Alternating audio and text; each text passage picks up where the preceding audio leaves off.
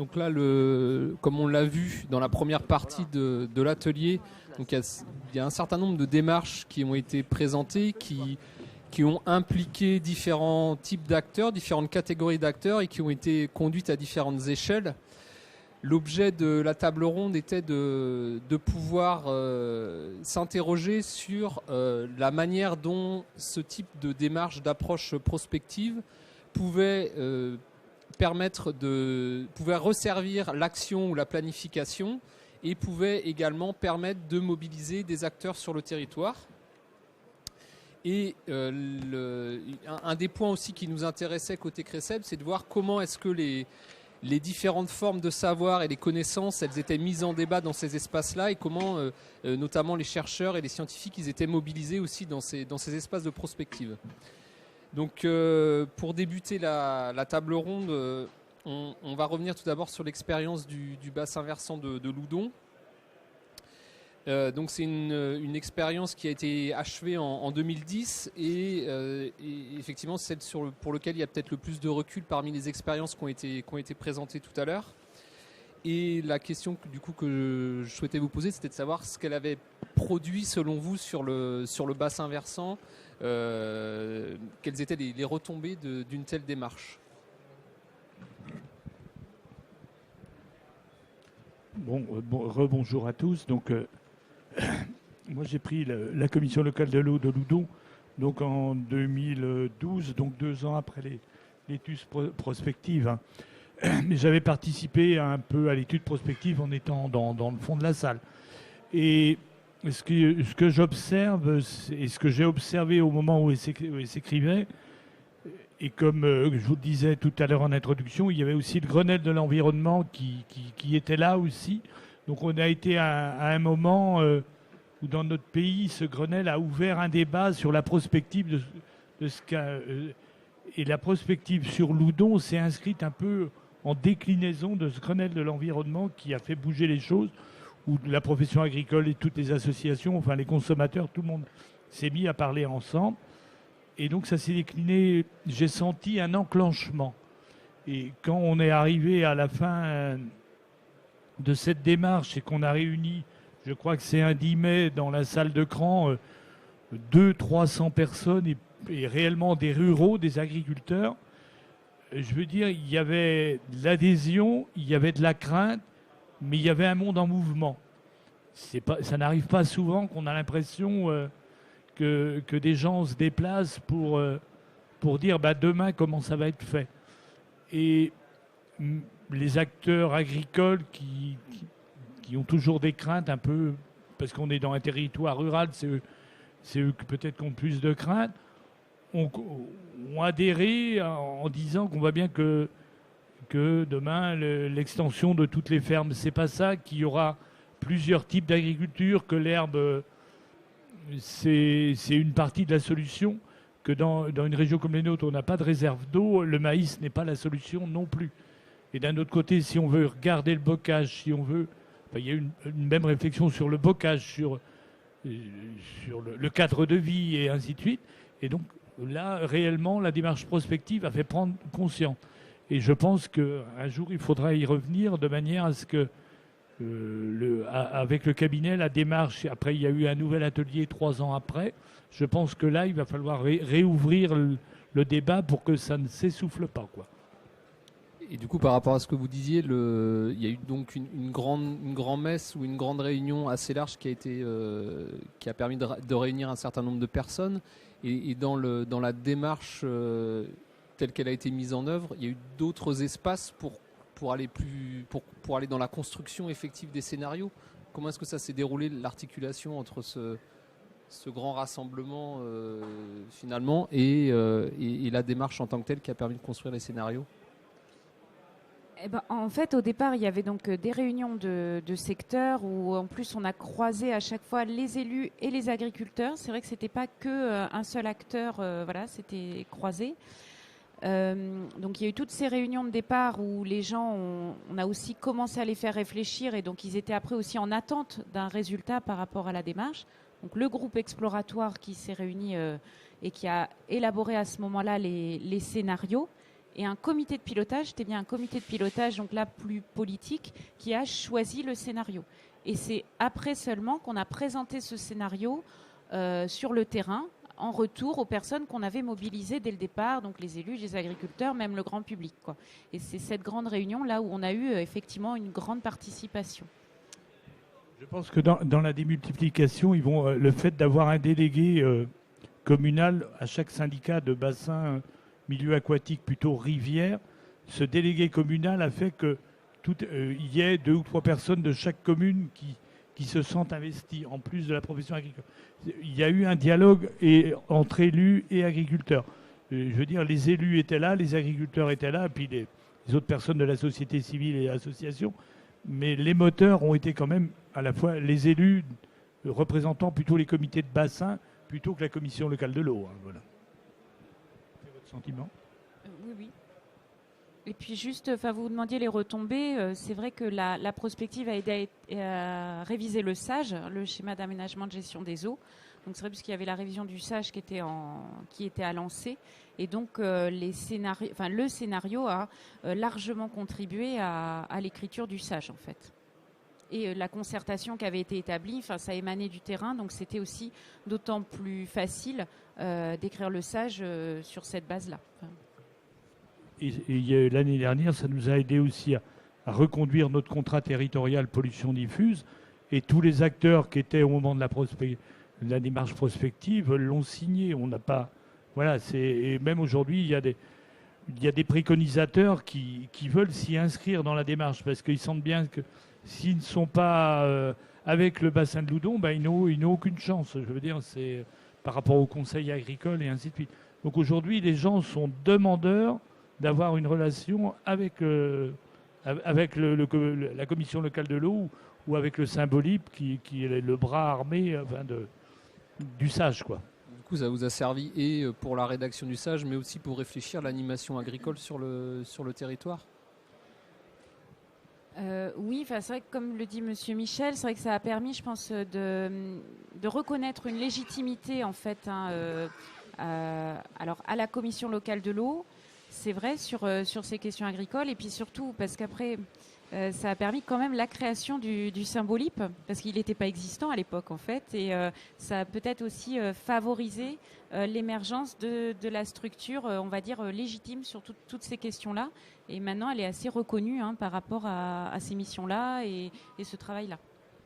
Elle a d'abord été reconnue par tous les autres élus qui s'occupaient d'eau potable puisque tous les autres élus qui s'occupaient les programmes de lutte contre les pollutions diffuses en général sont menés par les syndicats d'eau potable et tous les syndicats d'eau potable ont abandonné leurs compétences reconquête de la qualité de l'eau pour dire, c'était une démarche du président de l'époque, pour confier cette reconquête de la qualité de l'eau aux syndicats qui s'occupaient des inondations et qui étaient porteurs du conseil territorial pollution diffuse, si bien qu'on est devenu l'interlocuteur à la fois pour les syndicats d'eau potable et ceux qui étaient en régie ou en affermage, et à la fois des agriculteurs, puisqu'on avait travaillé avec eux, ils sont membres associés dans la clé comme tout le monde, et leur forte participation, si bien qu'aujourd'hui, on est un peu représentant agricole, la force à l'endroit où il faut venir pour éventuellement réfléchir à son exploitation, pour avoir des MAE. On a une activité d'animation sur tout le bassin à travers deux techniciennes, 2 ingénieurs, qui fait qu'on est présent. Puis il y a une commission pollution diffuse, voilà, on est un acteur devenu incontournable. Du coup, ce qui est peut-être intéressant, c'est d'avoir aussi le point de vue sur un autre bassin sur les bassins versants de la Haute-Rance et du Couesnon, notamment par rapport à la question de la mobilisation des agriculteurs. Donc ça a été évoqué par Marion tout à l'heure, de voir, au regard de l'expérience du Gerdal et de ce qui a été conduit là sur la Haute-Rance et le Couesnon, comment est-ce qu'on fait pour qu'une telle démarche permette de mobiliser les agriculteurs pour que ça leur parle en fait ? Je prends le relais de Marion Diaz pour essayer de répondre à cette question. Alors c'est vrai qu'il y a un point important peut-être à rappeler, c'est que le contexte dans lequel a été mis en œuvre cette démarche, c'est une réponse donc, de plusieurs bassins versants à une appel d'offres du CRESEB. Et notamment cette réponse, elle était motivée par un souhait justement d'impliquer les agriculteurs vraiment dans la démarche. Donc on a pris ça très à cœur. Et donc on est parti aussi d'un principe qui est issu d'autres expériences menées au Gerdal sur des travaux notamment de concertation entre différents acteurs, le monde agricole et des élus, le monde agricole et des associations. Principe selon lequel en fait on a pu constater que l'engagement en fait des acteurs dans l'action et dans des dispositifs de concertation dépendait beaucoup des objets de discussion et des objectifs sur lesquels ils étaient sollicités. Et c'est-à-dire que au regard, le sens qu'ils donnent autour de ces objets, donc là la qualité de l'eau par exemple, l'objectif d'améliorer la qualité de l'eau, quel sens ça a par rapport à leurs activités et leur position sociale aussi, c'est-à-dire leur rapport finalement aux situations. Donc partant de ce principe, en conséquence de méthode, ce qu'on a essayé de faire, c'est de se dire, ce qui vous a été présenté, c'est comment les agriculteurs analysent leur situation et quel lien ils font entre leurs activités et le territoire. Mais il y avait une autre conséquence aussi pour nous, très importante, c'était que si on voulait ne pas reproduire des choses qui étaient déjà en cours sur les bassins versants, comme par exemple l'élaboration d'un contrat de territoire, des choses qui déjà formulaient un certain nombre d'objectifs et vis-à-vis desquels les acteurs nous disaient mais maintenant le programme de territoire justement maintenant comment on le fait pour le faire atterrir au niveau des acteurs, donc on se retrouvait devant la même difficulté. L'autre principe de méthode qu'on avait adopté, c'était de se situer le plus clairement possible dans l'ensemble des actions et des acteurs présents. Donc quand on dit des acteurs, c'est notamment tous les organismes qui gravitent autour des agriculteurs. Donc par rapport à ça, comment les mobiliser? Ça voulait dire, déjà pas faire ça tout seul, c'est-à-dire travailler sur un partenariat avec les organismes qui travaillent habituellement avec les agriculteurs, et donc définir des modalités de travail concrètes, ce que nous on appelle un dispositif qui répondent à ce principe de permettre qu'ils trouvent un sens à ce pourquoi on les mobilisait. Donc ça a été dit, à partir de leur analyse et de leurs préoccupations, mais en les invitant quand même à faire le lien, et c'est ça la dimension prospective pour nous, le lien entre des préoccupations vécues à l'échelle de l'exploitation et l'évolution des filières, le contexte territorial, et même, en fait, c'est aller bien au-delà d'ailleurs dans les discussions, dans les réunions, le contexte mondial, la politique européenne, etc. Et je pense que c'est ça la richesse en fait de cette entrée, c'est que du coup on touche en fait à l'ensemble des facteurs qui jouent sur l'évolution des pratiques. Et ces facteurs, ils sont produits du point de vue de ceux dont on attend les changements de pratiques, parce que dans le cadre de la démarche menée avec le CRESEB, ce qui est attendu, c'est quand même que ça pousse les agriculteurs à évoluer. Alors bien sûr, si on a des associations et des élus, on va entendre les attentes qu'ils ont vis-à-vis de l'agriculture, mais là, ce n'était pas la finalité. Il y a d'autres lieux pour ça. Ces attentes, on les connaît en partie. Là, il s'agissait de mettre au travail, si on veut, les agriculteurs. Voilà. Alors, il y avait une autre question un peu par rapport à la mobilisation, c'était l'échelle, c'est-à-dire à quelle échelle on mobilise. Et ça, c'est vraiment complexe parce qu'en fait, ce qu'on a essayé de faire, c'est d'articuler l'échelle du territoire qui, là, en l'occurrence, est l'échelle déterminée par l'enjeu eau, donc bassin versant. Ces bassins versants, ils sont extrêmement, pour certains, étendus. Donc, est-ce que les agriculteurs, pour eux, c'est une échelle qui a du sens? Quand on a comparé avec des échelles d'action, de relations qu'ont les agriculteurs dans leur travail, on s'est rendu compte que ça ne correspond pas. Donc, si on veut avoir des chances de mobiliser aussi, comment est-ce qu'on peut essayer de se rapprocher quand même de ces échelles d'action? Et du coup, on a décidé, par exemple, de travailler en sous-secteur.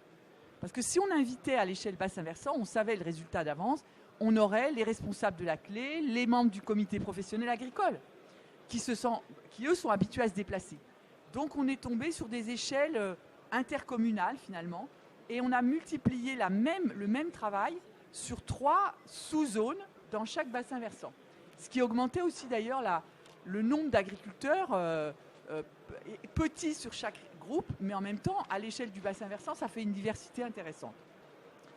Voilà, peut-être c'est ça qu'on peut retenir des conditions de mobilisation. Merci. Et du coup, par rapport à un autre point qui pourrait éventuellement, et que vous avez aussi indiqué dans la présentation Marion et Claire, c'était la notion de se projeter dans l'avenir. Et là, je me tourne peut-être vers le bassin versant de Loudon, c'est de voir en quoi le fait de se projeter à 30 ou 40 ans, ça parle ou pas, du coup, pour mobiliser dans ce type de démarche-là. Je veux dire, les gens, on est tous demandeurs un peu de connaître notre avenir. Et je veux dire, et donc, on voudrait bien le connaître. Et puis d'un autre côté, on le craint parce que si je me place par rapport à l'étude prospective, on n'avait pas prévu aussi une libéralisation aussi grande des produits agricoles. C'est-à-dire que quand on prend une prospective, on a l'impression que la notion liée au revenu, à la sécurisation des gens, on va continuer comme ça.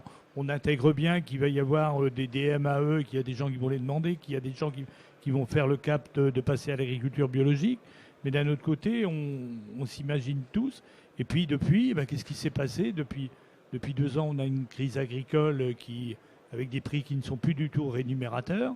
Donc je pense qu'à l'heure actuelle, les gens se reposent des questions.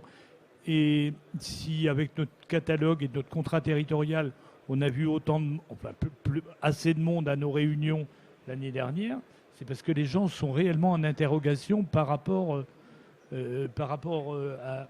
Et donc la prospective aurait dû sans doute plus intégrer ce va-et-vient ou ce libéralisme à outrance du fait alimentaire.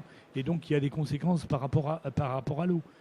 Et l'autre chose qu'on voit aussi par rapport aux collectivités locales, c'est qu'on n'a pas encore suffisamment développé nos ressources propres et qu'on va toujours chercher de l'eau dans la Mayenne. Et je crois que effectivement, on va arriver à une prochaine réunion là, dans les 3 ans pour faire le bilan. Et avec 2 éléments comme ça, les cours agricoles ne se sont pas stabilisés et donc les conventionnels sont plutôt en danger. Les gens qui sont souscrits des MAE et qui sont passés en bio se trouvent les plus sécurisés. Et les collectivités locales, avec toute la loi NOTRe, qu'on n'avait pas forcément tout intégré. On avait quand même vu dans cette étude prospective que tout le bassin, ça n'allait plus être qu'une seule structure. 7 ans après, ce qui a été écrit en 2010, on est en train de le réaliser pour cette année. Mais donc là, on avait vu juste. Mais je veux dire, il reste un travail à continuer. Mais l'année dernière, en proposant les MAE, notre catalogue à travers le contrat territorial pollution diffuse, on a vu que on est devenu un référent local par rapport au monde agricole. Est-ce que j'ai répondu à votre question ? Pour partir. Juste par rapport à la question, qu'est-ce que ça a permis de se projeter en 2030 ? En fait, à l'époque 2010, on était en train d'être sur la réforme de la directive nitrate qui passait au niveau régional. Il y avait beaucoup d'inquiétudes au niveau agricole. On avait également dans l'idée directive 4 sur l'eau et donc bon état des eaux pour 2015. Donc il y avait une grosse pression à se dire il faut du résultat tout de suite, quoi. Et l'intérêt de se projeter en 2030, c'est que ça permettait de... Je ne sais pas si c'est dédramatisé, mais en tout cas, ça a permis que les gens, on les réunissait, on disait, de toute façon, on ne vous parle pas de ce qu'il va falloir faire dans 2 ans ou 3 ans. On est déjà en 2030, on est déjà sur des fois des transmissions d'exploitation. Et ça a permis de vraiment réfléchir. Ça a permis vraiment que les gens se mettent en position de démarche prospective, alors que sinon, ils seraient restés campés sur les problématiques à court terme, en fait. Enfin, je pense que c'est vraiment ça que ça a apporté de partir en 2030. Et donc loin. Besoin d'actualiser maintenant. Après, c'est un travail de veille permanent.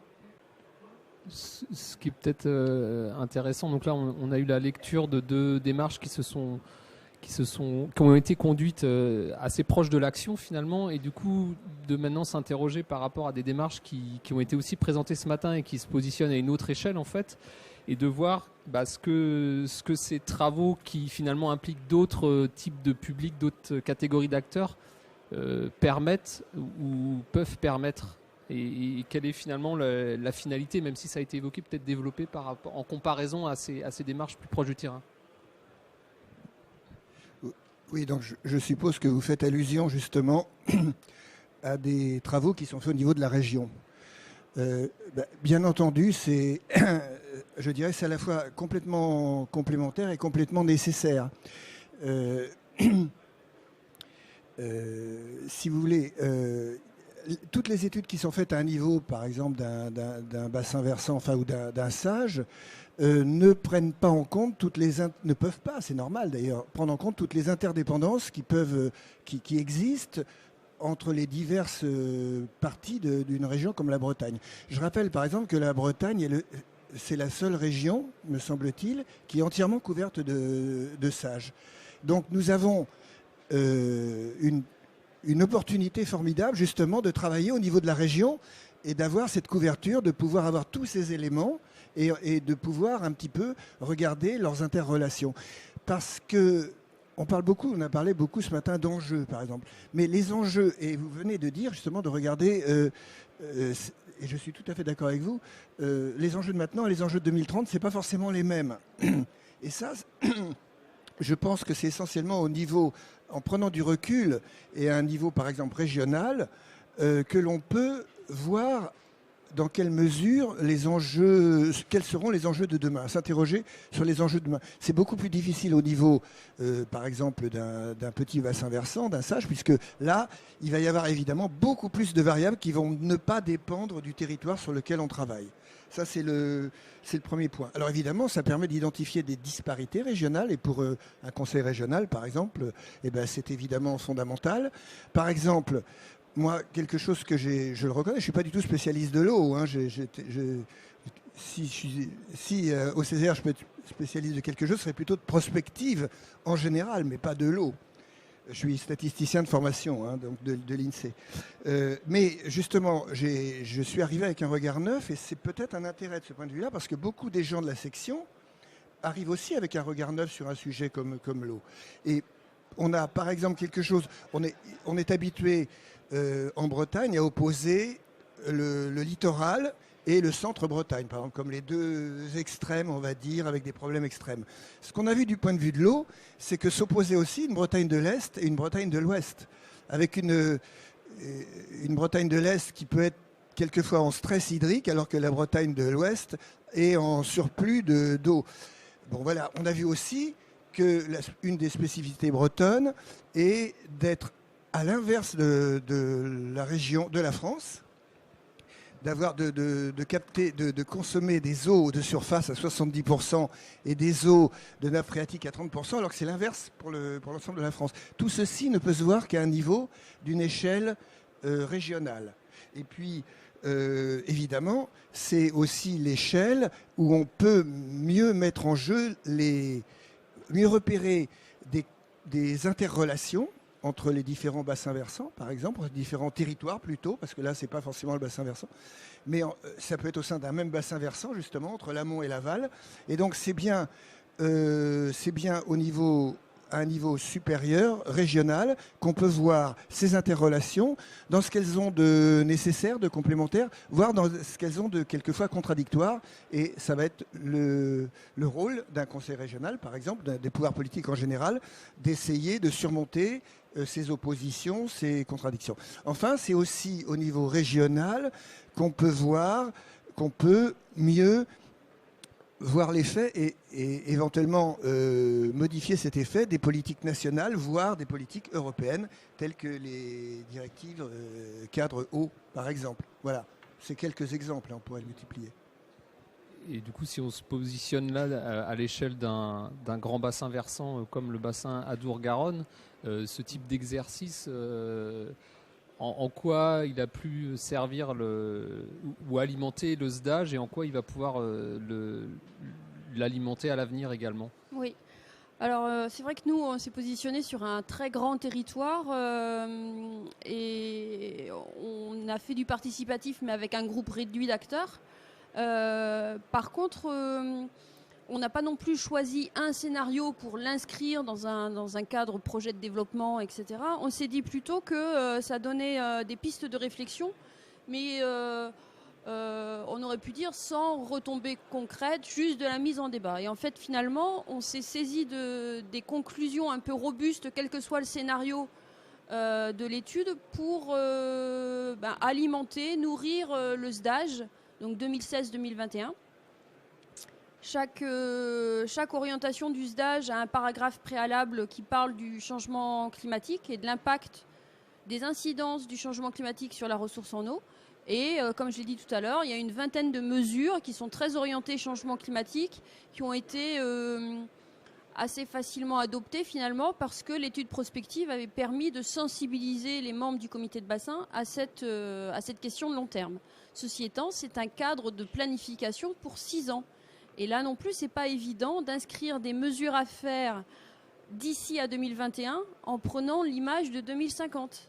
Donc ça, on ne pouvait pas tout, climatiser le SDAGE, puisqu'on a des objectifs qui sont à 2021, quoi. Donc voilà. Et du coup, c'est pour ça qu'on s'est dit qu'on allait construire un document qui, pour l'instant, n'a pas de statut juridique, mais qui serait une sorte de plan, de recommandation, qui intégrerait cette vision de long terme et qui intégrerait aussi une sorte de cartographie un peu plus objective qu'à l'échelle du Grand Bassin, pour dire peut-être qu'à certains endroits, il est plus urgent, ou il faut agir plus rapidement ou différemment qu'à d'autres. Et donc, voilà une sorte de liste de mesures qui vont dans la bonne direction, quoi. Donc, il y a 2 étages. Il y a la planification, mais c'est pas si simple parce qu'aucun document de planification aujourd'hui n'intègre ce temps long.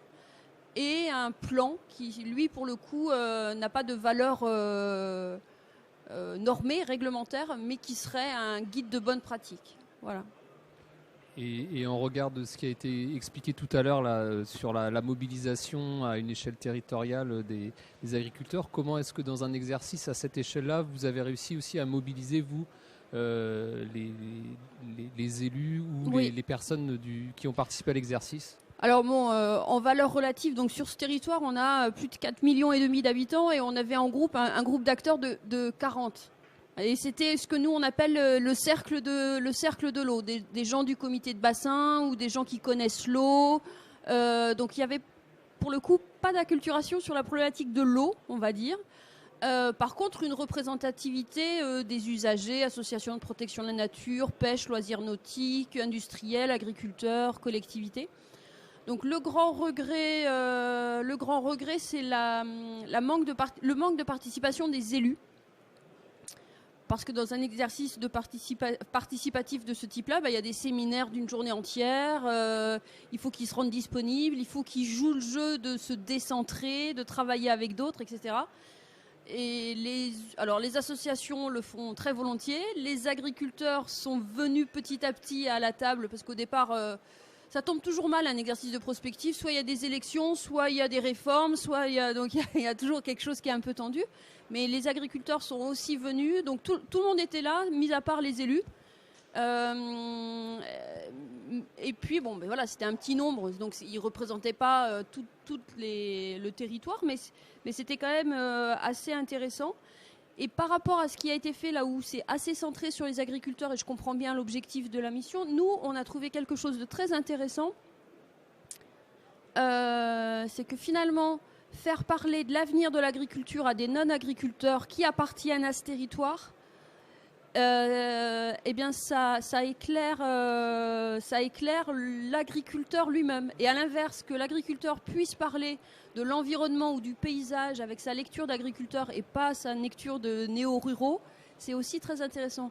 Tout ça pour dire qu'en fait, chacun est venu avec ses objectifs et sa volonté de vivre dans le pays avec de l'eau, etc., mais a fait un pas de côté assez intéressant. Alors, ce que je disais, en réunion, dans le séminaire participatif, oui, puis après, au comité de bassin, chacun a tendance à reprendre sa posture. Mais au moins, ce pas de côté, il a été fait, on s'est entendu, on a entendu les arguments des autres, et du coup, j'ai l'impression que ça chemine. Voilà, j'ai l'impression que ça chemine. Du coup, si vous permettez, oui, parce que j'ai envie de réagir dans le même sens, c'est-à-dire au Césaire, c'est exactement ce qui se passe dans notre section. Il y a des agriculteurs, il y a des représentants des syndicats de salariés, il y a des représentants des entreprises, et très souvent, évidemment, l'agriculture vient sur le tapis, si j'ose dire, quand on parle de l'eau. Et moi, en tant que président, quelquefois, je crains un petit peu certains échanges. Eh bien, je peux vous dire que ça s'est très bien passé. et que, bon, alors c'est peut-être la qualité des gens qui y sont, mais il y a eu exactement ce que dit Madame, c'est-à-dire des gens parlant d'agriculture, découvrant peut-être que ce qu'ils pensaient a priori de l'agriculture, ne connaissant pas l'agriculture, c'était pas exactement comme ça que ça se passait réellement, mais l'agriculteur lui-même, écoutant par exemple les spécialistes venus, les experts venus parler, écoutant aussi les préoccupations des usagers, changeant peu à peu aussi sa vision, ou au moins disons sa vision opérationnelle. Voilà ce qu'il faut faire, j'ai la solution et c'est pas une autre. Voilà, c'est très important.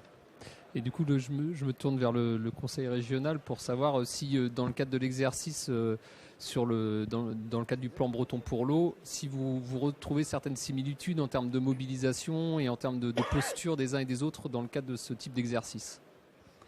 Oui, bonjour à tous. Donc, je suis André Croc, conseiller régional de la région Bretagne et président de la commission développement durable.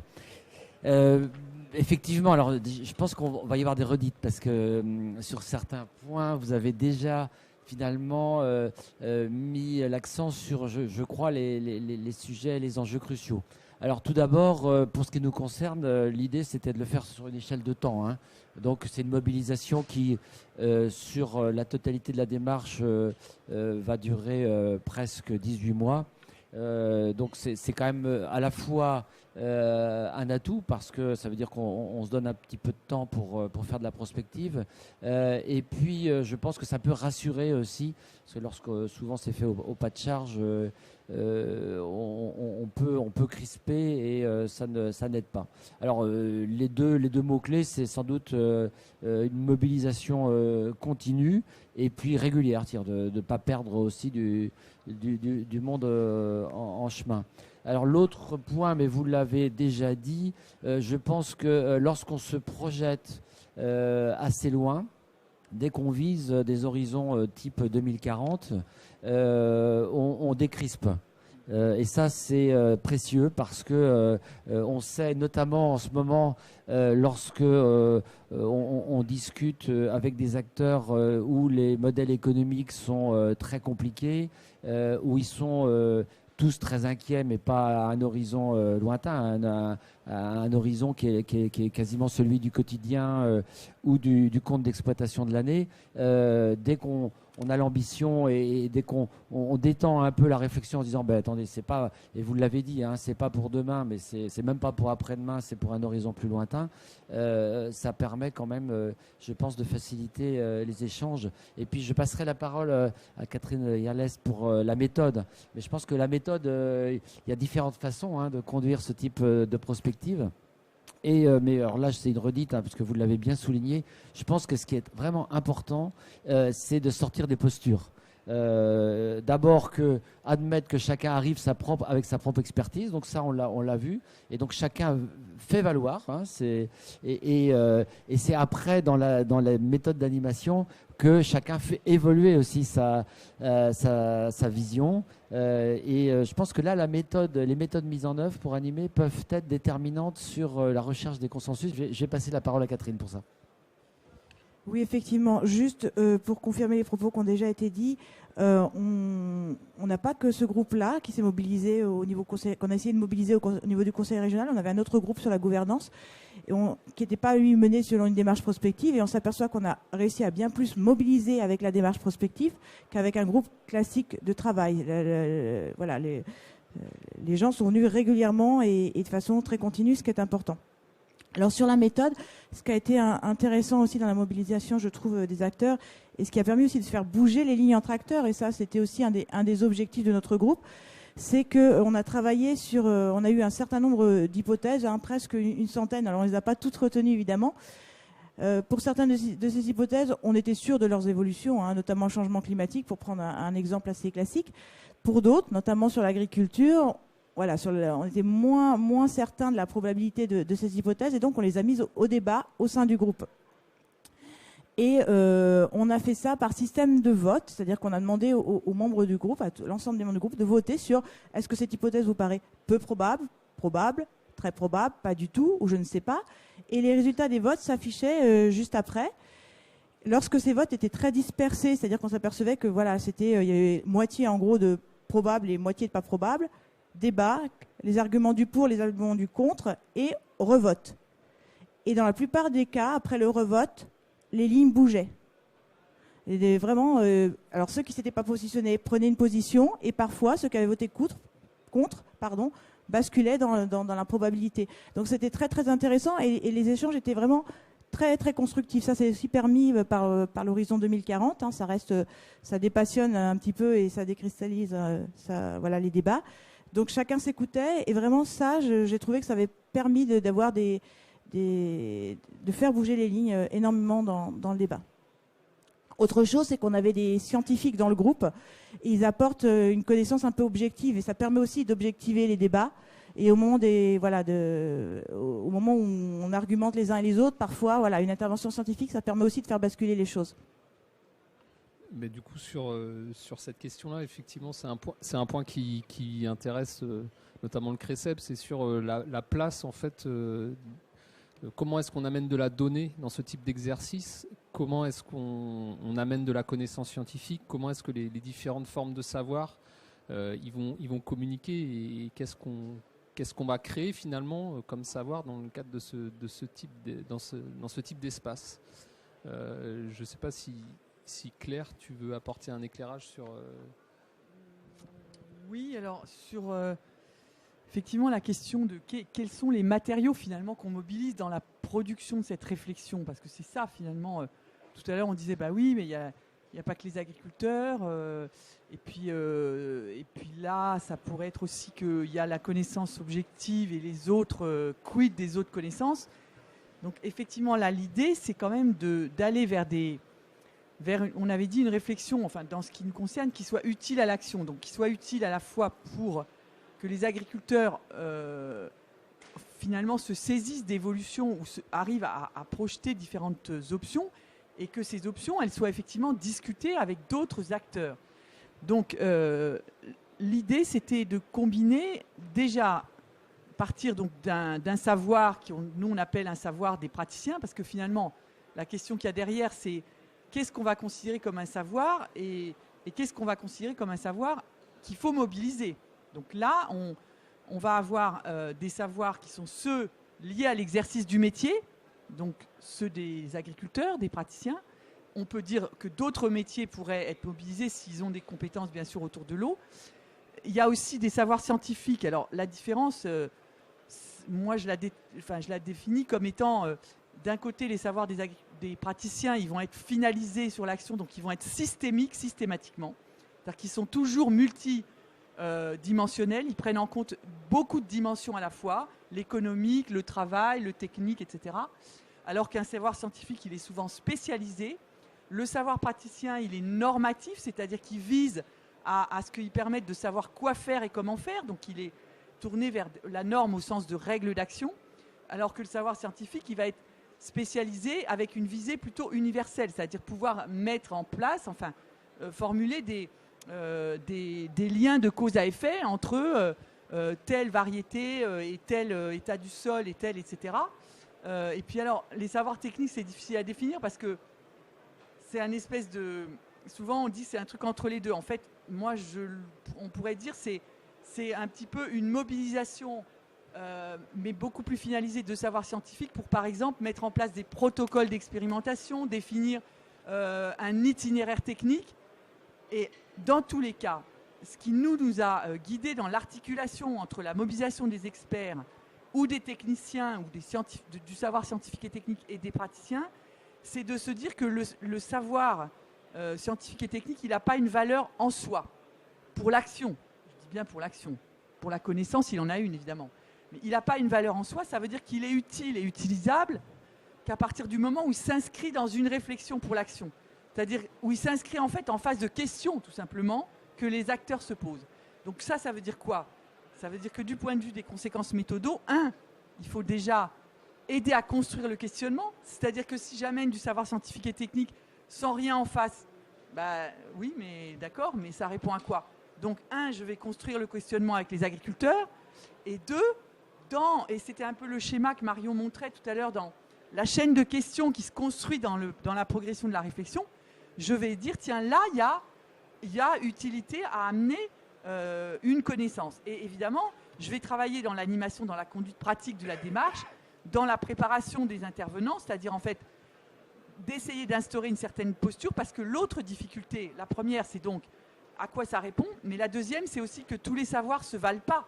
C'est-à-dire qu'il y avait la question de la valeur dans notre société, les positions sociales auxquelles sont associés ces savoirs, ils ne sont pas à égalité. C'est-à-dire qu'en gros, la parole d'un scientifique, elle est considérée comme plus valable que la parole d'un agriculteur, d'un boulanger, d'un responsable d'une clé, d'un sage, etc. Donc, comment on fait pour que du coup, les deux types de connaissances soient considérés comme toutes les deux utiles? Ça veut dire qu'il faut qu'on instaure une certaine posture d'intervention. Donc très concrètement, ça veut dire qu'on va passer beaucoup de temps et prêter attention à la préparation, le contact avec l'intervenant, qu'est-ce qu'on lui demande, le déroulé de la réunion. Donc par exemple, on a fait intervenir le directeur d'une station expérimentale de Blanche-Maison. Eh ben, on a travaillé avec lui sur le déroulé et on ne l'a pas fait intervenir en premier en fait. On a eu des interventions d'autres expériences pratiques, d'autres agriculteurs extérieurs au groupe de prospective et ensuite on a eu son intervention. Donc vous voyez, c'est un exemple, mais c'est tout un travail pour essayer que ces savoirs scientifiques puissent être discutés. Et je terminerai en disant que finalement, faire ça, c'est aussi augmenter la capacité des agriculteurs à utiliser ces savoirs scientifiques. C'est-à-dire, c'est augmenter finalement la capacité à les exploiter, donc l'efficacité de l'intervention de l'expert ou du technicien. Voilà. Je ne sais pas si ça répond à la question. Et peut-être me tourner vers le bassin de Loudon, où vous avez mobilisé aussi un certain nombre de connaissances. Il y a eu des travaux qui avaient été réalisés. Comment est-ce que ça a été mobilisé dans le cadre de l'exercice ? Oui, effectivement. Alors nous, on avait des données de fonctionnement du bassin versant, des données de qualité de l'eau. Après, on a eu, c'est vrai que je repose pas mal sur le bureau d'études qui nous a aidés, parce que c'est vraiment lui qui nous a guidés aussi sur les connaissances qu'il allait falloir mobiliser. Il nous avait même envoyé une grille un petit peu de toutes les questions sur lesquelles il allait falloir apporter des réponses. Donc ça nous a amené à aller même solliciter pas mal de partenaires pour qu'ils nous amènent des données. Sur les champs sur lesquels on n'avait pas de données, on va dire, concrètes, on s'est aussi permis de progresser à dire plus d'experts, en fait. Et après, j'ai envie de dire, peut-être en écho aussi aux données scientifiques. Alors, nous, on avait des données même de fonctionnement du bassin versant en lien avec les pratiques de qualité les pratiques agricoles, pardon. Par contre, c'est vrai que nous, des fois, le problème, c'est que les données scientifiques comme ça, quand on les amène même à un groupe, il peut y avoir une certaine réticence parce que, il peut y avoir des gens dans l'assistance qui comprennent pas forcément le langage scientifique, qui ont du mal à se l'approprier et puis qui, d'emblée, nous, on a eu le cas avec cette étude, elle était, pourtant, elle est très scientifique, elle est très rigoureuse, mais elle n'a pas forcément été acceptée parce qu'elle amenait notamment des évolutions sur les systèmes agricoles qui ne plaisaient pas. Et donc, à ce moment-là, on remet en cause l'étude et on ne peut même pas la mobiliser et l'utiliser, quoi. Donc là, c'est un petit peu embêtant. L'avantage avec la prospective, c'est vrai que le bureau d'études, notamment, nous a amené des infos scientifiques par moment. On avait des interventions dans le groupe exploratoire qui arrivaient au bon moment. C'était judicieux. Et là, on a peut-être effectivement aussi abandonné des fois les positions de posture. Et donc, le groupe était vraiment dans une démarche et puis valider des choses, on avançait vraiment concrètement, quoi. Donc c'est vrai que y avait aussi dans les toutes premières réunions, on amenait de la donnée sur le fonctionnement du bassin versant pour mettre un petit peu tout le monde au même niveau, mais il faut toujours garder le contact avec les gens, il faut toujours arriver à ce qu'ils aient envie de se mobiliser et donc il ne faut pas les perdre non plus avec trop d'informations. Je reconnais qu'on a eu quand même un savoir-faire, notamment du bureau d'études, à amener les choses comme il fallait. Et après aussi à faire travailler les gens, les faire, les faire progresser, les faire dire aussi ce qu'ils avaient à dire, ce qu'on n'arrive pas forcément dans des groupes, on va dire, classiques de réunions, de concertation classique. Donc c'était peut-être ça l'intérêt. Je voudrais juste compléter quelque chose et je rejoins Claire, sur ce point, c'est qu'en fait, ça passe d'autant mieux cet apport scientifique que ça répond effectivement à une question et une demande des acteurs. On ne peut pas arriver en plaquant une étude comme ça parce qu'on a décidé que nous, pilotes, ce serait intéressant de la mettre au pot commun. Et je pense que c'est pour ça que ça passait bien dans le groupe. C'est effectivement que l'intervention en général, elle était là, elle était spontanée pour répondre à une question ou un argument ou une interrogation spontanée également dans le groupe. Et c'est certainement pour ça que ça passait bien. Et sur le bassin Adour-Garonne, il y a eu des échanges avec des scientifiques qui conduisaient un travail en parallèle. Du coup, si c'est possible de nous expliquer la manière dont ça s'est... Tout à fait. Alors, il y a eu plusieurs étapes. Déjà, c'est vrai que sur l'état des lieux au tout départ, pour le travail prospectif, on a forcément besoin de données, d'études de synthèse, d'études passées, etc. Donc ça, on l'a fait plutôt avec le bureau d'études et nous. Donc donner de la donnée froide, objective pour faire le diagnostic. Et puis, comme j'ai dit, la méthode a associé atelier participatif, où là on a dit savoir profane, chacun a le droit de s'exprimer et pense que. Et modèle hydrologique, où là plutôt savoir d'experts, il va quand même falloir à un moment faire confiance à la sortie du modèle, etc.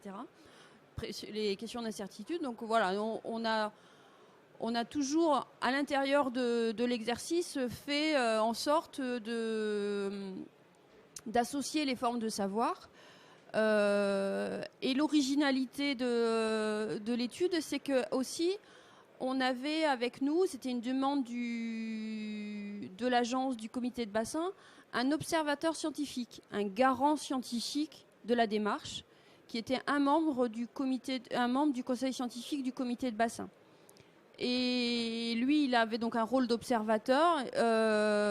C'était un chercheur en sciences sociales, un sociologue, qui n'est pas intervenu, mais qui regardait comment se passaient les débats, comment se passait l'évolution des décisions, etc. Et qui a produit en fin de mission un rapport d'observateur, un rapport de garant qui a été publié en même temps que le rapport final Garonne 2050, qui critique la méthode. C'est-à-dire qu'on n'a pas gardé le scénario libéral où on ferme l'agence, mais on a gardé la critique en disant on aurait pu faire plus de participatif, on aurait demandé à travailler avec différents types d'agriculteurs. Enfin, voilà, il y a des consignes. Et parallèlement et donc Garonne 2050 était un territoire de jeu entre guillemets d'un thésard d'IRSTEA sur ces questions d'appropriation de la problématique du changement climatique.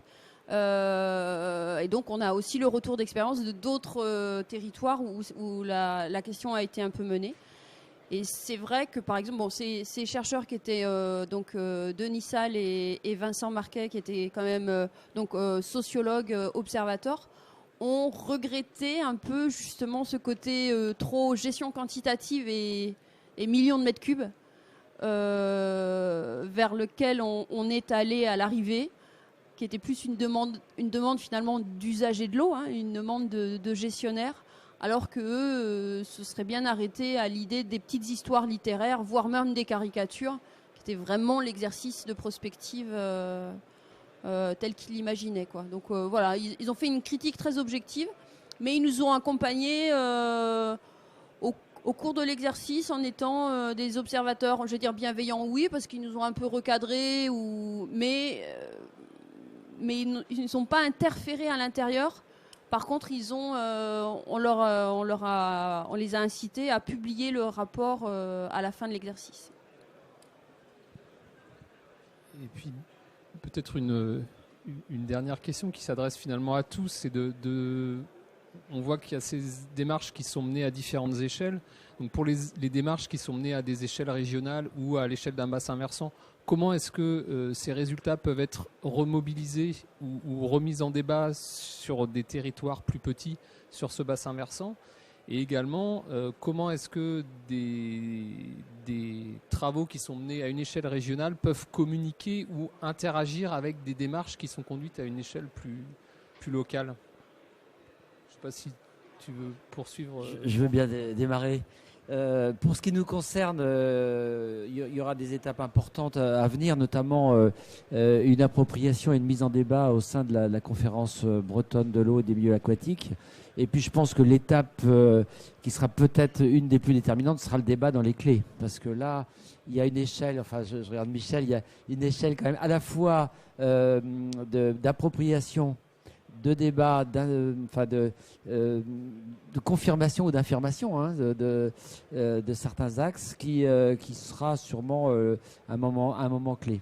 Après, pour ce qui concerne plus particulièrement les politiques sectorielles de la région, l'idée c'est que ces travaux-là irriguent l'ensemble des politiques sectorielles. Je pense bien sûr à l'économie, à l'aménagement, au tourisme.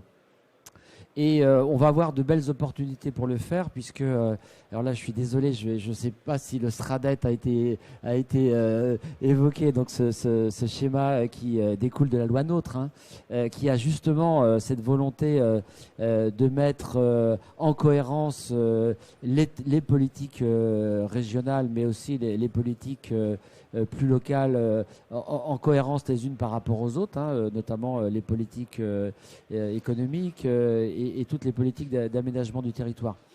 Là, on aura un moment intéressant parce que ce schéma de développement et d'aménagement du territoire et d'équilibre des territoires aura à dire des choses sur ces sujets-là. On sait aussi que les questions, alors qui sont centrales, les questions de comment on finance, comment on assure l'équité, ce sont des questions centrales, et je pense que le schéma dira des choses. Et puis après, dans une déclinaison peut-être plus territoriale, là j'évoque plutôt la piste. Je ne suis pas sûr qu'elle sera si facile que ça à mettre en œuvre, mais on a tous des documents de planification à l'échelle locale, les SCOT, les schémas de cohérence territoriaux, leur déclinaison dans les plans locaux d'urbanisme et bientôt les plans locaux d'urbanisme intercommunaux. Aujourd'hui, les projets d'aménagement et de développement durable de ces schémas-là ne disent pas forcément énormément de choses. Donc là, aujourd'hui, souvent, ils constatent ce qu'on a dit dans les sages. Il y a une mise en simplement une intégration dans les SCOT notamment. Moi, je pense qu'il faudra qu'on aille plus loin. Là, il y aura de beaux débats politiques à venir parce que c'est là où ça peut fâcher.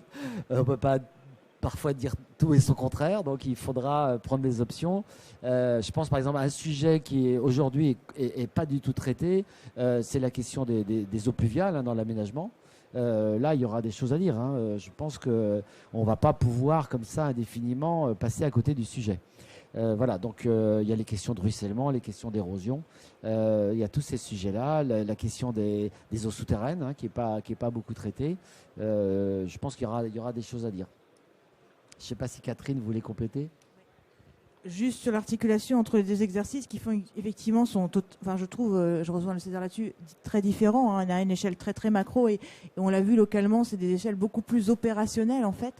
Je pense que ce sont deux exercices totalement complémentaires, c'est-à-dire que certaines hypothèses peut-être macro pourraient être déclinées localement de façon beaucoup plus opérationnelle dans le territoire ou qui seraient des sortes de tests pour vérifier, infirmer ou confirmer ces hypothèses. À l'inverse, il y a peut-être des choses dans les territoires qui peuvent être valorisées au niveau régional et transférées sur d'autres territoires. C'est plus comme ça que je vois l'articulation entre les deux niveaux. Sur la Adour-Garonne. Oui, alors nous, à la fois sur l'étude prospective et sur le plan d'adaptation au changement climatique qui est en train de se mettre qui est un produit, on va dire, de l'étude prospective et qui s'établit à l'heure actuelle.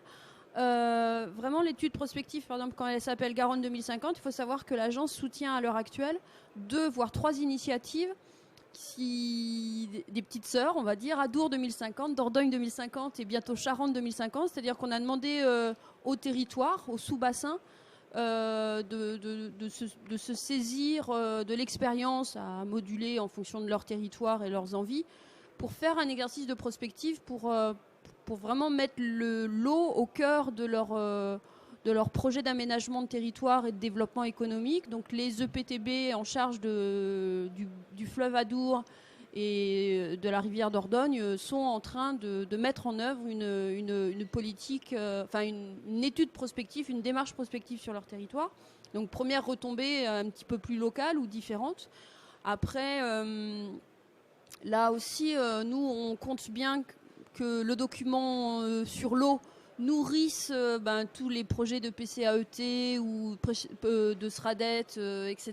Parce qu'il y a des vraiment mettre l'eau au cœur de l'aménagement des territoires. Et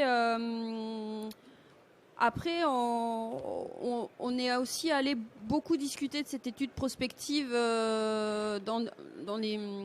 auprès des acteurs plus du secteur économique, plus sectoriel, donc l'agriculture et l'énergie par exemple. Parce que c'était une étude prospective qu'on a dit systémique, où on a essayé de faire évoluer l'énergie et l'agriculture, mais c'était pas une prospective agricole ou une prospective énergétique. Donc à eux aussi de se saisir de cette première marche pour peut-être aller plus en profondeur en intégrant la problématique de l'eau et du changement climatique pour faire évoluer leur secteur d'activité, quoi. Donc nous, en fait, on incite, on aimerait bien une dissémination des exercices soit plus locaux, soit plus thématiques à partir de cette étude-là.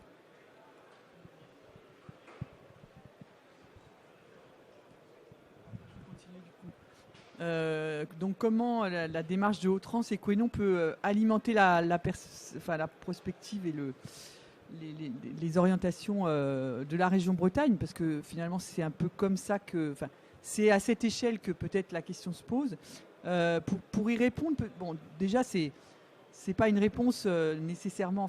c'est amené, je pense, à être discuté. Donc, c'est de revenir un petit peu sur ce qui ressort, ce qui est produit par cette prospective, c'est-à-dire quelle connaissance est produite. Et en fait, si on prend des exemples de scénarios qui sortent, c'est-à-dire par exemple celui d'une diminution de l'herbe, donc par exemple du maïs, au profit de l'herbe.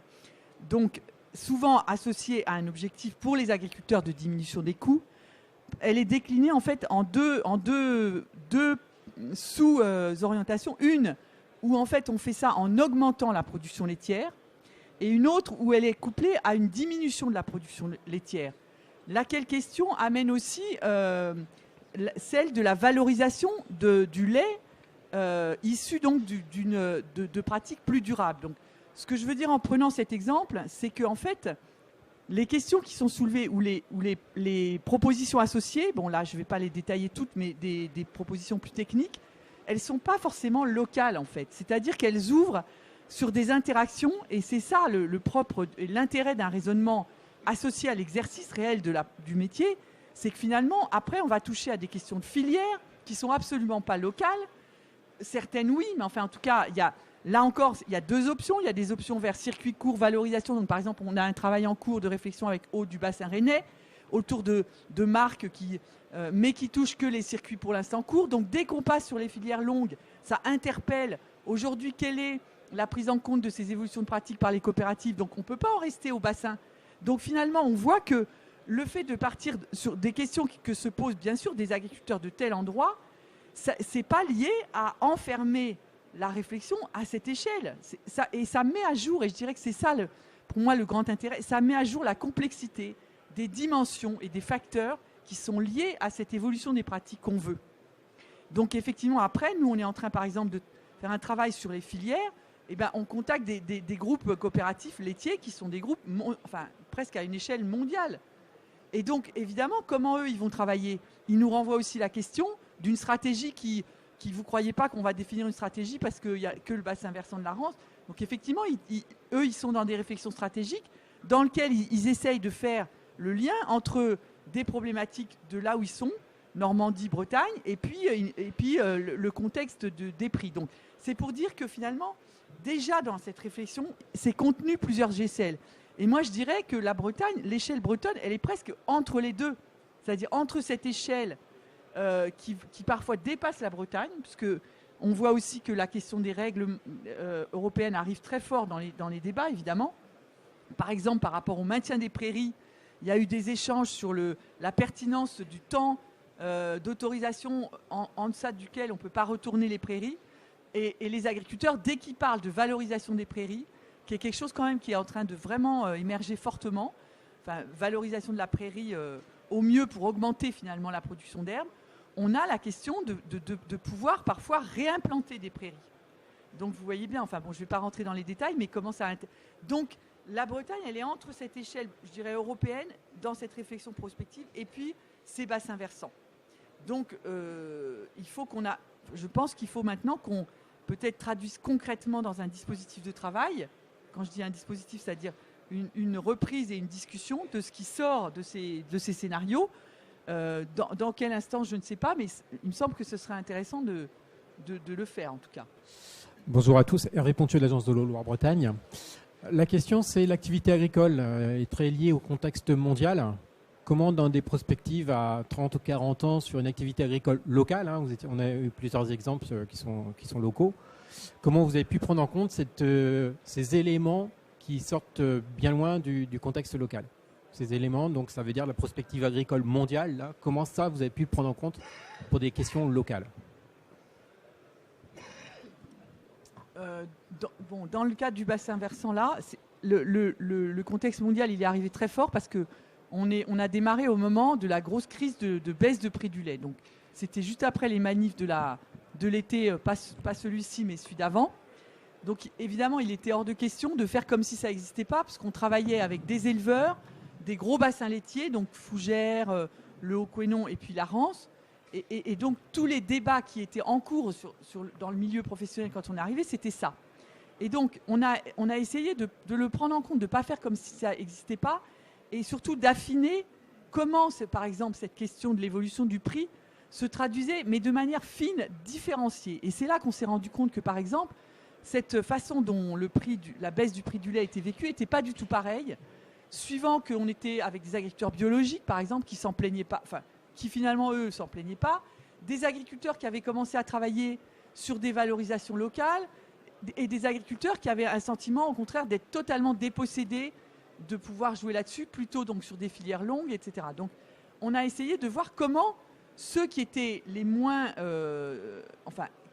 qui avaient l'impression d'avoir le moins de marge de manœuvre, pouvaient s'affranchir de ça, c'est-à-dire comment, pour eux, la question de la valorisation des produits se posait, et notamment, c'est ce qui a ressorti en disant, si on améliore, si on travaille sur nos pratiques et sur un certain produit, comment ça peut être, par exemple, traduit dans un mode de valorisation, donc segmentation du marché, identification, par exemple, d'un produit issu d'un territoire. Alors ça pose extrêmement de problèmes au niveau des filières, c'est extrêmement complexe, parce que, donc vous voyez, c'est devenu une question à l'intérieur de l'évolution des pratiques, qui était la valorisation d'un produit qui pourrait être associé à des bonnes pratiques. Mais pas seulement pour ceux qui vendent en direct, puisque eux, ils le font déjà, avec des choses comme, par exemple, eau en saveur, ou bien, on a un autre exemple dans le plus au sud, les éleveurs en direct, mais avec un cahier des charges particulier. C'est un exemple. Alors moi, je peux peut-être apporter un autre élément de réponse. Alors très vite est apparu dans le débat, notamment sur les hypothèses agricoles, la PAC, la question de la PAC. Comment on traite ça? Donc nous, on l'a pas traité en tant qu'hypothèse au départ, en fait, parce qu'on savait pas trop bien non plus comment la faire évoluer, cette PAC. Effectivement, c'est pas facile. Par contre, dans chaque scénario, on s'est interrogé à chaque fois. Par exemple, on a fait un scénario qui était assez agricole et on a considéré comment exprimer quand on considérait certaines évolutions agricoles, on s'est dit, par exemple, c'est sous condition du maintien de la PAC ou sous condition que la PAC valorise, aille vers le soutien à des filières de valorisation un peu plus environnementales. Voilà, on l'a plutôt mis comme facteur clé de réussite du scénario que comme un intrant au départ. Voilà comment on a traité le sujet. L'expérience, nous, c'est vrai qu'on avait le bureau d'études qui avait une banque de données en fait importante sur les questions européennes, mondiales et nationales. Donc il est venu aussi avec toute cette connaissance, parce qu'ils participent déjà à des travaux prospectifs autrement. Donc ils avaient toute cette base de données qui a servi. Et puis après, c'est vrai, nous on est dans un bassin laitier important, on est le bassin de Lactalis quand même, donc ils ont aussi été chercher les informations, ou au moins tenter d'aller les chercher, auprès des opérateurs à l'aval, à l'aval de la filière, et voilà, ça a aussi permis d'y voir peut-être un peu plus clair. Ça fait des fois aussi un petit peu froid dans le dos sur justement ces grands opérateurs qui sont pas attachés forcément à un territoire, et ça aussi, ça a été une donnée à prendre en compte par rapport à nos évolutions. Après, le local, lui, s'est ressaisi de ces informations-là, mais voilà un petit peu comment on a procédé, en tout cas sur le bassin de Loudon. Quant à nous, alors 2050 dans le sud-ouest, si un des scénarios caricaturaux c'était l'arrêt de la DCE et l'arrêt de l'agence de l'eau, on ne s'est pas tellement intéressé à l'évolution de la PAC. On s'est dit finalement peut-être qu'il n'y en aura plus non plus. Donc on a vraiment au départ en tout cas essayé de réfléchir au champ des possibles au sens de l'imaginaire. Et pas de se revenir à du tendanciel ou du conjoncturel, mais à basculer vraiment. L'idée était vraiment de basculer. Par contre, on s'est quand même nourri de beaucoup de prospectives, et notamment agricoles. Il y avait Agrimonde qui était sorti, et puis, et j'allais dire presque plus que la PAC, nous on s'est intéressé à des études aussi sur l'évolution du régime alimentaire.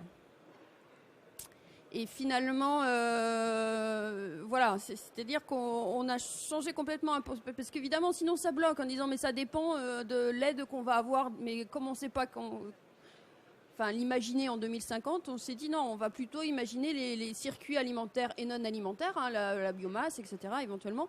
Et dans les circuits alimentaires, on a quand même vu la tendance qui se maintenait aux fruits et légumes, à la baisse de la viande.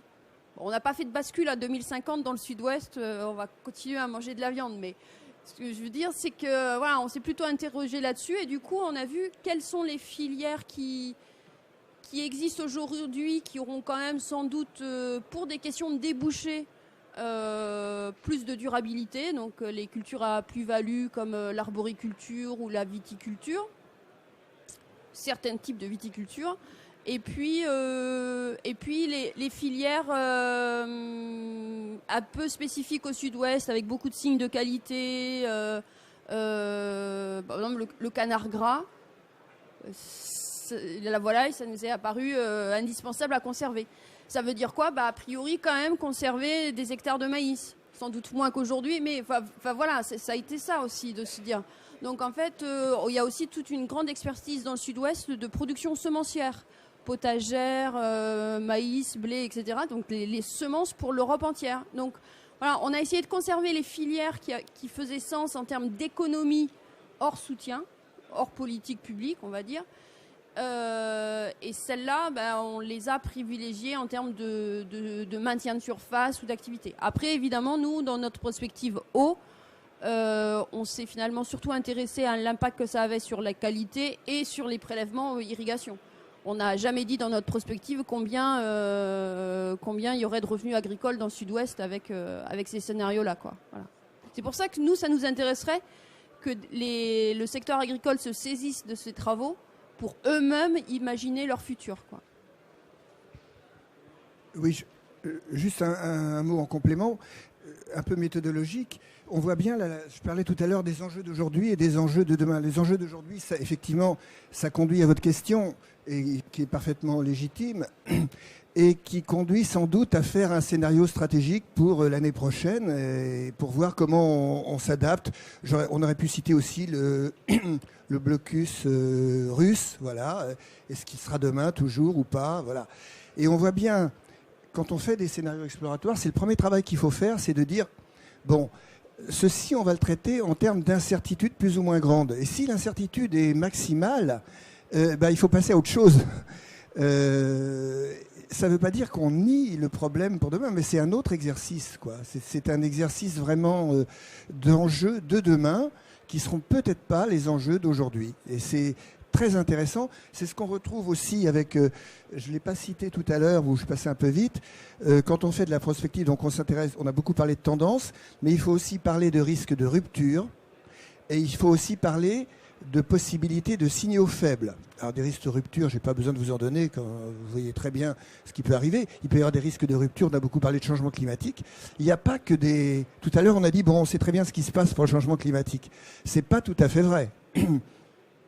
Ça n'est pas linéaire, le changement climatique. Hein. C'est avec il peut y avoir des phénomènes de chaos. Hein. Enfin bon, je ne rentre pas dans les détails.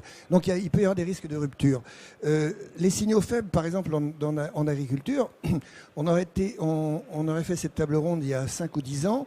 Je pense que l'agriculture biologique aurait été vue comme un signal faible. Aujourd'hui, c'est déjà presque plus le cas. Ma collègue, à plusieurs reprises, a évoqué ceci comme des alternatives de scénario. On voit bien que désormais, ça passe du signal faible à un facteur possible, une évolution possible. Et ceci m'amène à ce sera mon dernier mot. Les scénarios ont essentiellement un objectif pédagogique. C'est une façon de se parler entre différents acteurs, à mon avis. Il ne faut pas les voir en soi comme des résultats, mais comme une façon d'aborder des questions que sans les construire, on n'aborderait pas. Voilà. Je me permets juste un petit truc à passer parce que je ne peux pas m'empêcher, parce que quand monsieur a dit le mot rupture, moi je voudrais dire quand même une chose qui m'a marqué, même je dirais vraiment marqué dans ce qu'on a fait sur le terrain, c'est que les ruptures, elles sont là et que c'est se projeter et prendre en compte ce que vivent actuellement les agriculteurs lorsqu'on leur demande de parler de l'avenir. Ça nous a permis de toucher du doigt des ruptures à l'œuvre, et des ruptures à la fois techniques mais sociales aussi, c'est-à-dire qu'on est... parce que c'est une banalité de dire que l'agriculture de la Bretagne évolue depuis après-guerre. Mais je pense que ce qui est en train de se passer, et on le vérifie dans nos relations en cours avec l'aval, les gros groupes, c'est une véritable rupture. Et si on peut faire sortir ça c'est du très long terme. C'est-à-dire que rupture, dans le sens où on va vers une industrialisation de l'agriculture, elle est à l'œuvre. Et si on n'en prend pas la mesure, on peut toujours projeter ce que chacun souhaiterait. Mais ce que chacun souhaiterait, c'est idéologique, et au sens propre et noble du terme, et politique et au noble du terme. Mais ce qu'on fait quand on part des questions et des interrogations, voire des inquiétudes que se posent ceux qui sont à l'œuvre, c'est qu'on prend la mesure de ces ruptures. Donc on va d'un côté vers une industrialisation, de l'autre vers un ensemble de choses, mais ceux qui sont dans ces voies-là ne sont pas à égalité du point de vue du capital économique et social. On va aussi vers des ruptures du point de vue de la structure des exploitations, qui fait que ça ouvre des choix qui doivent être faits aussi en termes d'aide et d'appui. Donc ce que je pense que l'utilité aussi de ça, c'est que ces ruptures, elles peuvent être projetées par rapport à qu'est-ce qu'on veut faire, comment on veut les jouer sur. C'est-à-dire que si on prend les résultats de ce qui sort du terrain, on peut se dire, ça met en évidence ça. Donc rupture aussi en termes de lien entre agriculteurs. Nous, on dit éclatement parce qu'on voit que ça se traduit par des réseaux complètement différents. Donc comment les politiques et plutôt les choix au niveau de la région peuvent jouer sur ça? Qu'est-ce qu'on veut faire de ça? Ou est-ce qu'on dit, celle-là, on peut rien faire, l'industrialisation, de toute façon, c'est pas nous, c'est mondial, etc.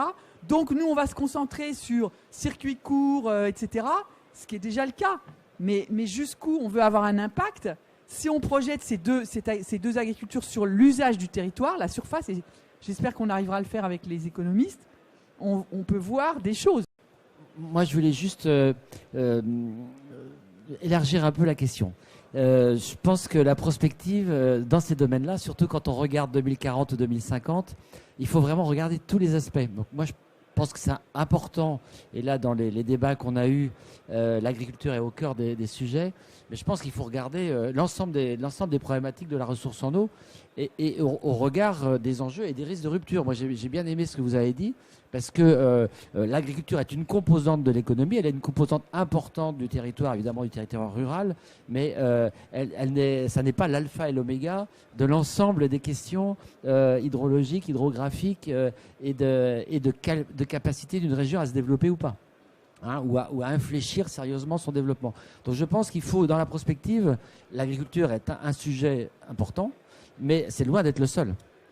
Et dans les scénarios de rupture, on peut imaginer que des pans entiers de l'économie soient menacés. Alors, je pense que la région Bretagne est très particulière parce qu'elle fonctionne beaucoup sur des micro-bassins et enfin, il y a une hydrographie particulière à la Bretagne, mais il y a je pense à d'autres régions où la question des eaux souterraines va être une question déterminante pour certaines industries, par exemple. Et donc, il faut bien mettre la prospective dans l'ensemble de cette des rendez-vous importants qui attendent notre planète. Hein. Et dès qu'on se projette à 2040 ou 2050, c'est l'ensemble de ces questions-là qui sont en jeu. Bon, je pense qu'il y a déjà eu un peu des réponses qui ont été apportées, mais je voyais dans différentes approches qui s'intéressent aux agriculteurs où on veut essayer de les faire changer de pratique. On sait très bien que déjà on ne va pas toucher tous les agriculteurs et que même parmi ceux-là, tout le monde ne va pas changer de pratique. Et je me demandais est-ce que les prospectives peuvent réfléchir à ces questions de est-ce qu'il faut un certain nombre, un pourcentage d'agriculteurs qui changent de pratique pour réussir à atteindre l'objectif. Je voyais dans le bassin de Loudon, il y a une réflexion sur il y a beaucoup plus de conversion à l'agriculture biologique que ce qu'on pensait. Mais finalement, est-ce que pour l'objectif qui était souhaité, est-ce que c'est plutôt positif? Est-ce qu'il y avait des seuils fixés un peu pour ces conversions pour réussir à atteindre les objectifs en termes de qualité de l'eau? En fait, alors sur le bassin, il n'y a pas eu d'objectif clairement affiché. En fait, dans la prospective, on avait senti des tendances et on avait dit, tiens, sur la bio, on devrait atteindre 10% d'ici 2030. Et c'est vrai qu'on constate aujourd'hui qu'on y est déjà. Mais par contre, c'est vrai que la prospective avait mis en évidence un petit peu des systèmes agricoles qui prendraient peut-être un peu deux voies, quoi. Effectivement, peut-être des systèmes plus salaires, plus bio, et puis des systèmes plus industriels. Ça, on l'avait déjà aussi senti. Après, le scénario qui a été retenu, il prend une part de choses où on se dit effectivement ça va évoluer un petit peu comme ça, et quelle est la part que les acteurs peuvent mettre en place. On a évoqué les questions de restauration collective à base de circuits courts, donc on a émis certains souhaits après à retraduire dans des politiques publiques en fait, hein. Donc c'était un petit peu l'esprit du travail de la prospective, mais il n'y a pas eu d'objectif chiffré d'établi par rapport à la qualité de l'eau. Un des points, mais alors qui est venu un peu après la prospective, c'était aussi en matière d'évaluation de nos programmes d'action. On s'est rendu compte, on le savait un petit peu, mais ça c'est aussi quelque chose qui est apparu, c'est que tout ne va pas reposer sur les changements de pratiques agricoles au niveau de l'évolution de la qualité de l'eau. On a aussi de gros travail à mener sur le ruissellement agricole, sur le bocage, sur toutes ces questions-là. Et la partie évolution de pratique, c'est qu'une part des réponses. Il y a encore plein d'autres choses. Ça a mis aussi tout ça en évidence, le fait que la collectivité, elle doit aussi aller sur ces questions-là, sur ce rapport à l'énergie, sur tout ça. Donc ça met aussi de la perspective. Voilà, il faut aussi se saisir de tout ça et on ne va pas rester qu'au niveau du changement de pratique. Voilà. Juste un petit complément. Donc nous, on n'a pas non plus ces données-là. Par contre, on a un travail qui nous reste à faire parce qu'on n'a pas terminé. Et ce travail, c'est si on veut pousser certaines pistes d'action dans certains lieux parce qu'on estime qu'elles ont des impacts plutôt positifs sur la qualité de l'eau et sur l'économie, quels moyens il faut mettre en place justement pour les pousser ces actions, ou au contraire, s'il y a des effets négatifs qu'on veut contrecarrer, comment on les contrecarre. Donc ça fait partie du travail à venir et peut-être dans le cadre de ce travail, on se posera effectivement ces questions-là. Donc, je pourrais vous répondre que l'année prochaine. Oui, et tout à fait. Et en plus, ça touche différents champs. C'est-à-dire qu'il y a on a souvent pris, enfin, au début, les programmes Bretagne Pure ont peut-être pris les choses sous l'angle du changement de pratique et agronomique. Aujourd'hui, je pense qu'il faut le prendre aussi sous l'angle des filières et sous l'angle de la structure du territoire. Donc, parce que quand les agriculteurs posent la question, par exemple, de l'herbe, ils la relient à la structure du parcellaire, donc aux questions de remembrement, donc aux questions de l'entretien du bocage. Donc on voit bien qu'on ne peut pas travailler d'un côté, par exemple, la politique bocagère, de l'autre la politique agricole, de l'autre qui serait traitée sous l'angle de l'eau, et de l'autre l'économie qui traiterait avec le secteur agroalimentaire. Il y a un lien à faire dans les trois. Et il y a des choses à faire au niveau des agriculteurs, mais il y a des choses qui ne relèvent pas d'eux, c'est-à-dire une politique bocagère, c'est les élus, c'est l'intercommunalité. Donc c'est la structure du territoire gérée par les politiques qui jouent là-dessus. Et puis une dernière chose par rapport au nombre. Est-ce qu'il vaut mieux trois petits agriculteurs qui polluent ou un très très gros agriculteur qui pollue pas. Enfin, je veux dire que juste, est-ce que c'est, si je prends juste la question qualité de l'eau, c'est bien la surface qui fait l'objet de certains apports et non pas le nombre. Mais ne prenez pas ça comme le fait que je défends les grosses exploitations. C'est juste que c'est bien la surface occupée par certaines pratiques qui est quand même productrice ou pas de certaines résidus dans l'eau. Merci aux intervenants, merci de votre participation, puisque c'est aussi en posant les questions qu'on éclaire un petit peu certaines choses. Alors, vous avez vu, on est sur des démarches différentes, certaines axées sur l'agriculture, d'autres beaucoup plus ouvertes. Au niveau du CRESEB, c'est vrai que cette approche sur des démarches, d'une part participatives, nous intéresse. D'une part, parce que c'est déjà ce qui constitue, je dirais, l'essence même du CRESEB, c'est un travail commun entre chercheurs et entre acteurs de la gestion intégrée de l'eau. Alors, quand je dis acteurs, c'est acteurs divers, c'est aussi bien les élus que les acteurs économiques dans leur diversité, les usagers aussi, pour mieux prendre connaissance un petit peu des connaissances nécessaires et les faire évoluer aussi. La deuxième chose, c'est qu'on construit de nouveaux savoirs en commun.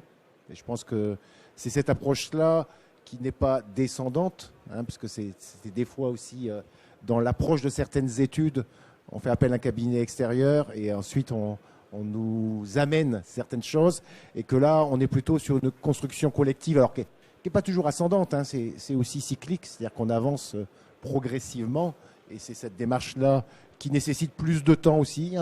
On voit, on est sur des démarches 3 ans, 4 ans pour certaines, qui sont encore prises en compte dans des réflexions actuellement. Je vois sur la région Adour-Garonne. La démarche aussi par rapport aux incertitudes, les questions qui ont été posées aussi, est-ce qu'on peut tout anticiper? Et est-ce que c'est d'ailleurs la question de tout anticiper dans une démarche prospective, puisque l'objectif c'est aussi de projeter l'avenir pour que des décisions qui vont être prises dans le court moyen terme permettent d'éclairer ceux qui vont prendre ces décisions. Ça n'empêche pas de reposer la question par la suite. La démarche prospective, elle est aussi quelque chose qui doit perdurer dans le temps. On a parlé beaucoup d'agriculture avec tous les questionnements liés sur la mondialisation, CETA, TAFTA, l'organisation industrielle de l'agriculture. Mais je pense qu'on a plein de questions qui touchent d'autres apports. L'étude de la Bretagne nous le montre sur l'impact sur le tourisme, l'impact sur la démographie dans les villes et les milieux urbains. On a parlé des eaux pluviales. On voit aussi l'impact sur l'eau potable et sur la gestion des usages. Donc ce sont des questions importantes, et je pense que dans cette approche-là de démarche participative, ça permet de rassembler un nombre important d'acteurs. Et en tant que président de commission locale de l'eau, y compris dans la construction des sages, on voit bien que quand on travaille sur nos sages, des fois on n'anticipe pas certaines questions liées au changement climatique ou autres, et ça permet d'éclairer cette démarche-là. Donc merci en tout cas de votre présence. Merci de votre participation, et puis je vous dis à l'année prochaine si on est toujours dans cette approche de séminaire entre décision publique et science.